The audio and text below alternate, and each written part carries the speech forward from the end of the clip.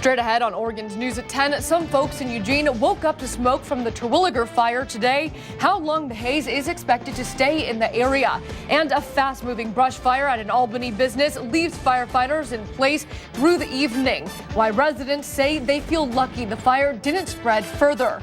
Plus, a shop owner says a thief stole a bike from his store right in front of him.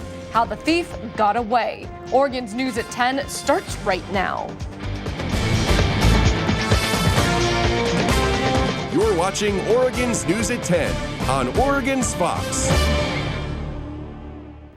Good evening and thank you for joining us for Oregon's News at 10. I'm Kristin Goodwillie. For a lot of people, the air quality is getting worse as the Terwilliger Fire continues to grow. Many residents in South Eugene woke up to smoky air this morning. Kristin tells us what type of air quality we can expect in the coming days.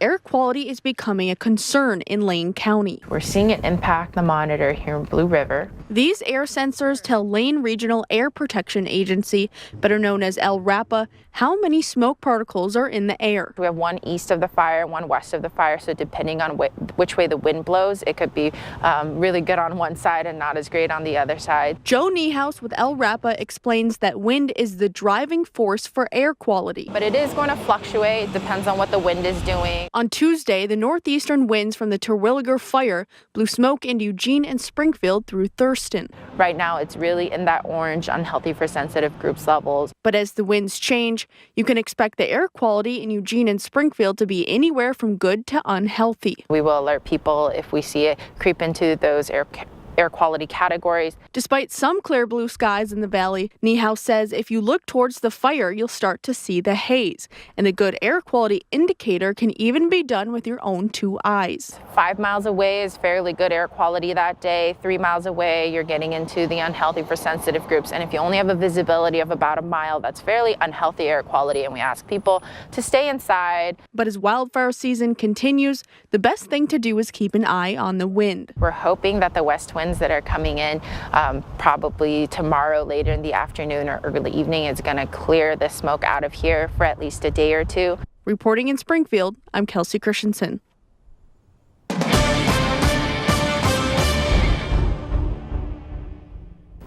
And it's time now for our first look at that forecast. Let's hand it over to meteorologist Travis Knutson to see what's ahead. Hello, Travis. Hello, Kristin. Well, we had some poor air quality earlier today, but in the last few hours, things have really improved quite a bit across the area. In fact, right now, our local viewing area, everybody facing good air quality.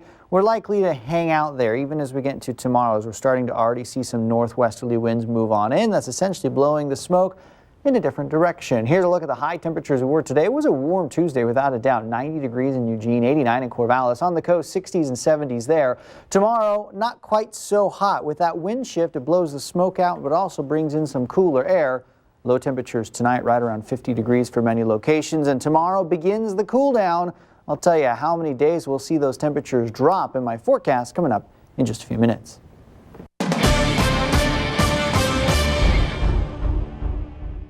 A fire at a business in Albany spread to nearby parks, and crews are expected to stay in place through the evening in case it restarts.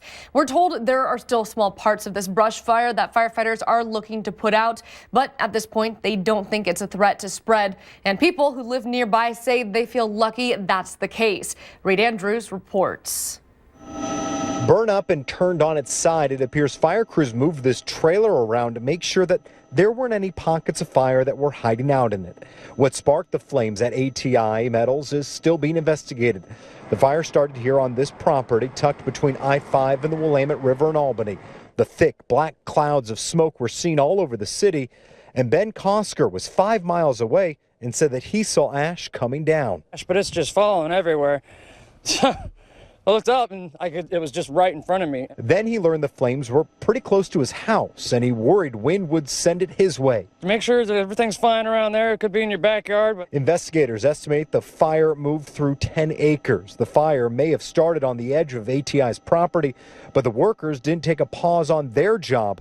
But people at the rail yard nearby were sent away from the flames.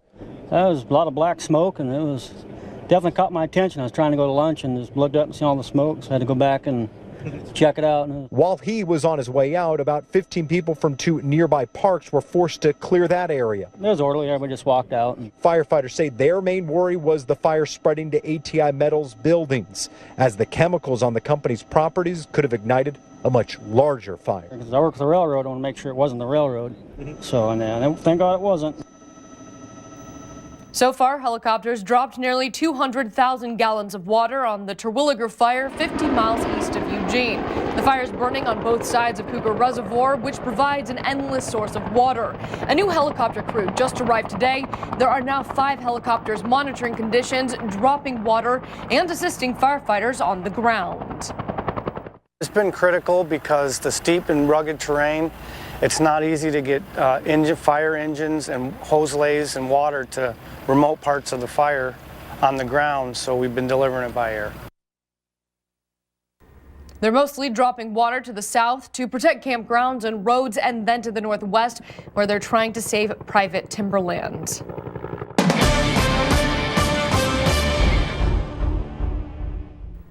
A Bend mother is now facing murder charges for the death of her 7-year-old son. Prosecutors say Tashina Jordan shot and killed her son Mason last week, then tried to take her own life. She survived, and after being treated at a hospital, she was arrested on an aggravated murder charge. Mason suffered medical complications as an infant, which left him with a permanent disability. A TV station did a story on Jordan and her son 3 years ago when viewers raised the money to buy Mason a specialized bike. Residents in Coos Bay and North Bend will be seeing and hearing more helicopters in the air. That's because Coast Guard aviators are being evaluated until September 7th.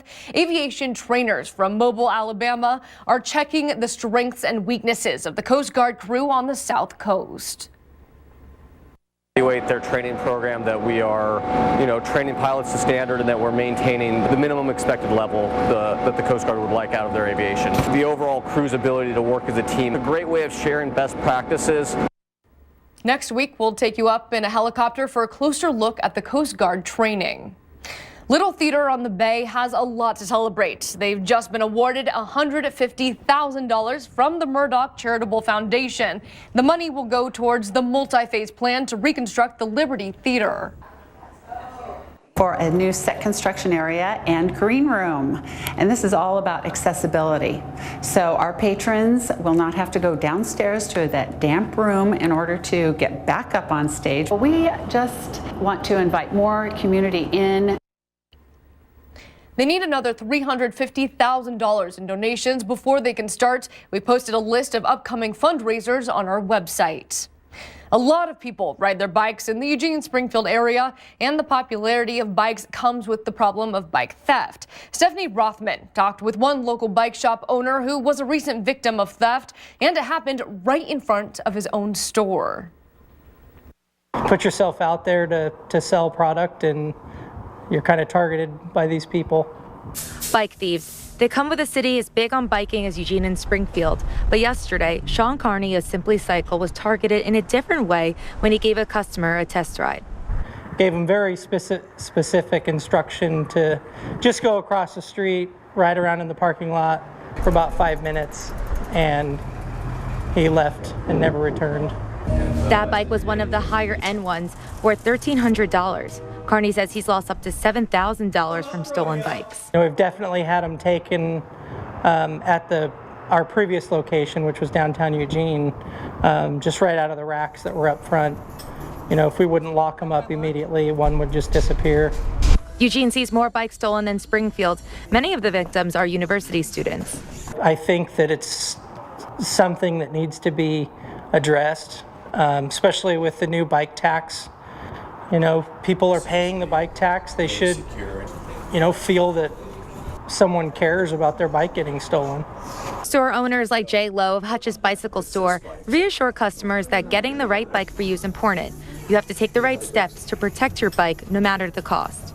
The students at the U of O, when they're coming in, they're hearing it from administration that, get a good lock, know how to use it, don't get complacent. Making sure your bike is locked properly and registered with the city is the best way to do just that.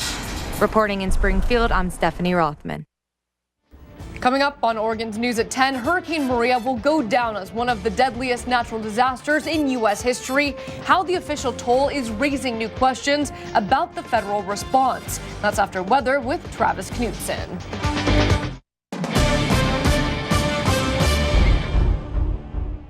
Well, we had a nice little sunrise this morning, a lot of color in it, but also some smoke from around the region. We'll be dealing with that for a little while longer, but it's already clearing its way out, and for the most part, the work week does not have too much smoke in it. But here's that time lapse. Things looking very nice, some low clouds, but then the haze and the smoke started filling in, really impeding the Coburg Ridge here, but it did clear out somewhat for the afternoon hours. Tomorrow, not nearly as hazy around the region. Now, temperatures were sitting in the 70s for many spots. Tomorrow, we will be cooler than where we were today, and part of it is due to a northwesterly airflow we have across the Pacific Northwest. Notice the clouds up here, that motion of the clouds moving from the northwest to the southeast, a sign that cooler air is working its way into the state of Oregon. It's all associated with a storm system, this one way up in Alaska, that's moving into Canada. So this is where basically all the rain with this storm will go. But what we have ahead of it was some hotter air from the south. This is some of the heat, the 90-degree temperatures we had around the region. We already start to tap into this new northwesterly airflow, this cooler airflow tomorrow.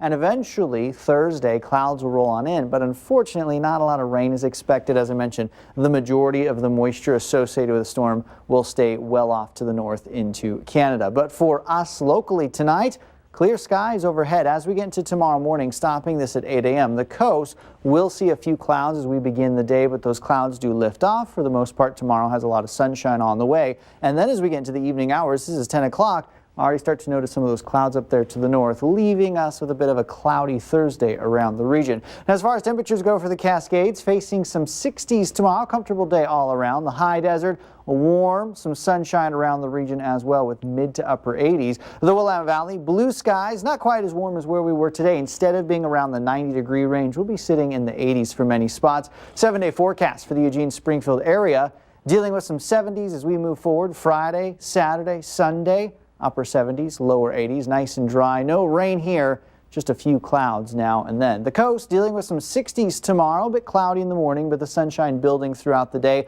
Winds from the west 5 to 10 miles per hour.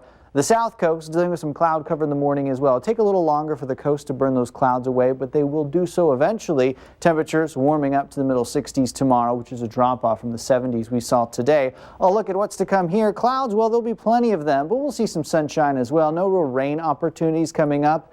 We'll see our temperatures for the most part right around 60 degrees for basically everybody up and down the Oregon coast. For the Umpqua Valley, more sunshine, comfortable mid 80s on the way, 85 in Roseburg, Sutherland, at a temperature about 83 degrees.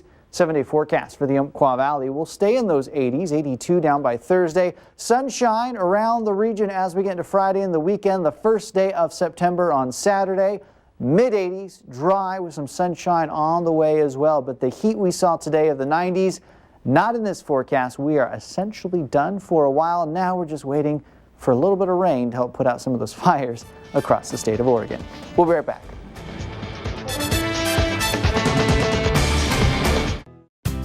Can't get enough Oregon's Fox? Like us on Facebook.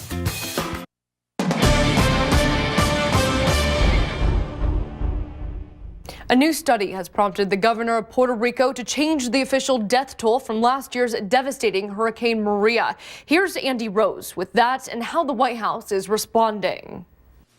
Puerto Rico's governor announced a revised death toll from Hurricane Maria in 2017 of 2,975, 46 times higher than the government's previous count. His decision was based on an independent study from George Washington University. The official death count released by the Puerto Rican government in December 2017 had been just 64 people. We are, even though it is an estimate, we are officially changing or we are actually putting an official number to the death toll. We will take the 2,975 number as the official estimate. The governor also says he signed an executive order to have a commission begin working on the study's recommendations to improve public health and safety to better prepare for natural disasters. The White House is responding to this change with a statement saying the federal government has been and will continue to be supportive of Governor Rossello's efforts to ensure a full accountability and transparency of fatalities resulting from last year's hurricanes.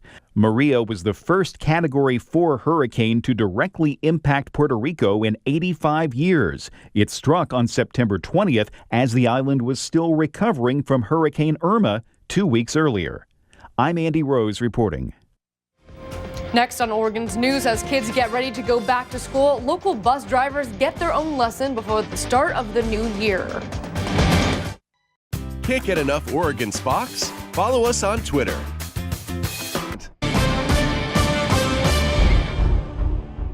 School is around the corner, but you and your kids aren't the only ones preparing for the new year. Bus drivers are also getting in gear for the academic ride. Kelsey Christensen shows us how drivers are working to keep our children safe. Joanna Morris has been driving school buses for nearly 30 years. You know, this is my office. They're my kids. That's why she's always on high alert. Imagine if there were 80 kids on here, it'd be really loud. You can teach just about anybody to drive a bus, because once you add kids, it is a whole nother situation. On top of keeping the kids in check, looking for cars, checking for trains, and finding the right bus stop are all part of the job. So your eyes are always moving. However, there's a whole other side to being a bus driver, all to keep our children safe. Okay. Ryan Doherty with Springfield Public Schools Transportation says a 20-minute vehicle inspection is part of their daily routine. We're going to look to make sure that there are no leaks under the vehicle. Starting from outside to in. We're going to check to make sure I do not lose more than 2 pounds of air pressure in a minute's time. So I'm going to go through all of these and do the same thing. This is a sign you're going to see whenever the red lights are flashing. Acting as a beacon for other vehicles to know to stop for children leaving the bus. Now there's even cameras to catch those passing through the stop signs and breaking the law. And another precaution, keeping bus drivers up to date on their training. We have all kinds of different trainings. We've had how to use fire extinguishers. There's always something going on, you know, for drivers to learn. And teaching them another role. I want them to know that my bus is a safe place to talk about the things they're going through in their life. Aiming for a safe and fun school year. Reporting in Springfield, I'm Kelsey Christensen. Coming up on Oregon's News, an age-old game gets an aquatic upgrade. Find out what moves these swimmers are making. That's after the break. Finally tonight, the age-old game of chess has had a quirky makeover in the World Dive Chess Championships, which took place in London this past weekend. Players use a magnetic board and magnetic pieces, and while the rules remain the same, the playing environment is a little more challenging. Once players have dived under the water surface, they cannot come back up for air until they have made their move. That is crazy. The tournament is played over 4 rounds, with each match lasting up to an hour, but average games take around 30 to 40 minutes.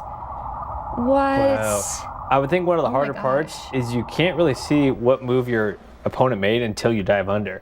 So well, it looked like you could see it a little bit, but yeah, you're right. Like it could play tricks on you. And then what if you can't make up your mind? You have to stay underwater. It's craziness. I wouldn't fare well. 30 minutes of sports is coming up. Have a good night.